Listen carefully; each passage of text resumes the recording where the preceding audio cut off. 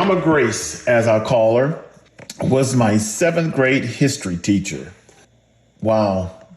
Not too many people, and I actually am a bit braggadocious about this, but to have your 7th grade history teacher follow you through the journey. Again, I'm using the word journey because I don't like the word path, but journey of life, and to continually be involved in your life and somewhat guide you, help you make good decisions, someone that you can fall back on to and ask questions, particularly for me in the last 6 years after losing both my dad and mom. So it's, I call her Mama Grace. But she was my 7th grade history teacher. Of course, there's a beautiful story that a lot of people have heard in first meeting her in the classroom because I was scheduled to have a completely different teacher. In walks this beautiful, young, vibrant African-American woman. I mean, just a beautiful black chocolate woman. And I'm like, are you my teacher? And she says, yes, I'm your teacher. And I had to ask the question again because I didn't believe it. And some, 40 years later, she's still my teacher. Next we have Ross, Grace McKee, and Dr. Skylar Walks. All right. Y'all in the house? Yeah. There's that pretty sweater I saw earlier. Chef affectionately calls her Mama Grace. Yes, he does. And she was his 8th grade history teacher.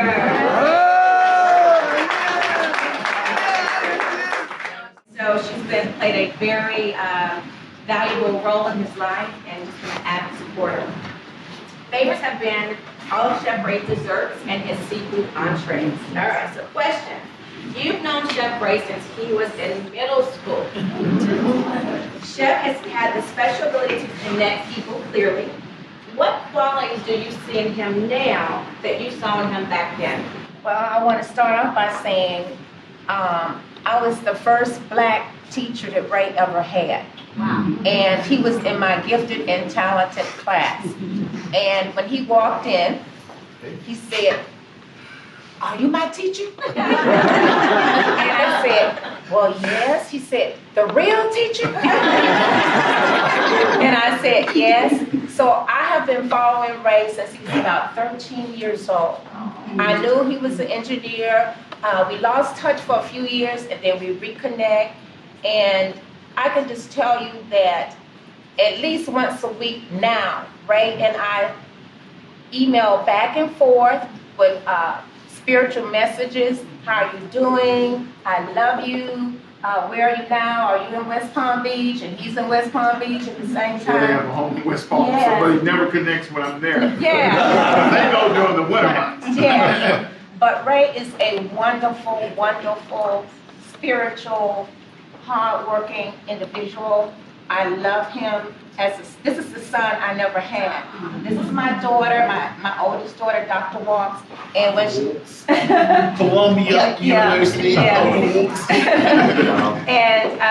when she was on an email post or text with Ray and I, and she said, "Ray call you Mama."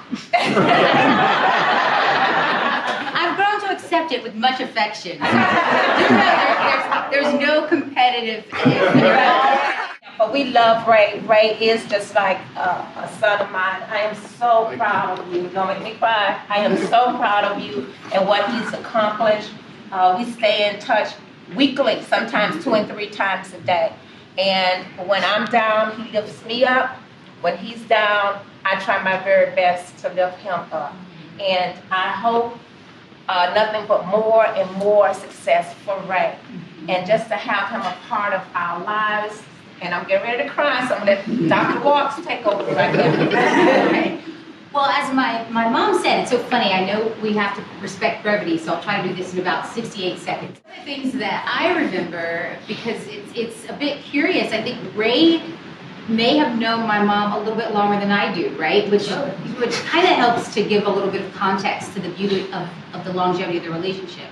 But I do remember a story that she would tell me quite frequently, even when I was a kid, that Ray showed up to 8th grade history class with a briefcase. That should tell you everything about Ray's work ethic. And I can tell you with great affection and true admiration that I admire that and I see that. And the last thing that I'll do is I'll leave you with this, because we've all talked about how much we love his food, we've all talked about his character, his spirit, which is something that is truly God-given.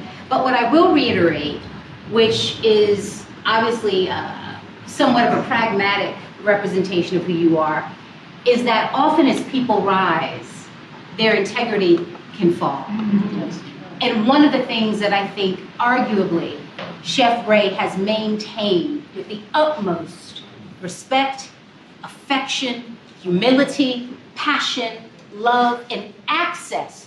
Because as people get more important, the less accessible they can become. But for some reason, this beautiful being has remained accessible in a way that is a gift to each and every one of us. You, Ray, I thank God for architecting your life. And I thank God for allowing you to be the instrument that helps to bring forth his holy word in spirit and healing in our lives, in our bellies, and in our bond. I love you, brother.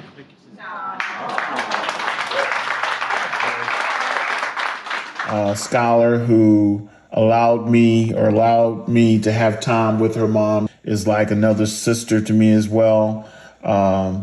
Brother Ross, who is Mama Grace's husband. They are just wonderful, wonderful people. There's not much more I can say other than I love them all. And as far as supporting Chef Ray, I mean, she calls and she checks on me. She says, son, I'm just calling to check on you. Where are you? Are you back in town?